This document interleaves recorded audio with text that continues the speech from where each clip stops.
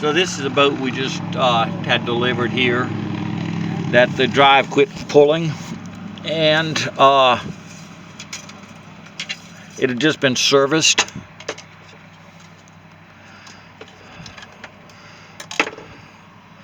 So the engine oil looks pretty good, pretty clean, clear, full. That's good.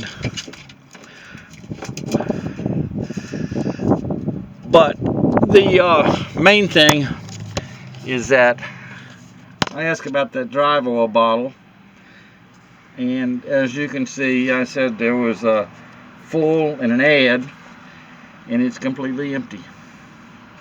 Nothing in there. So that is why he had drive failure, is because the drive didn't have any oil in it.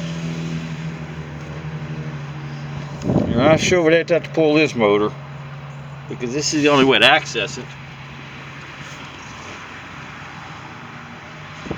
That would be no fun.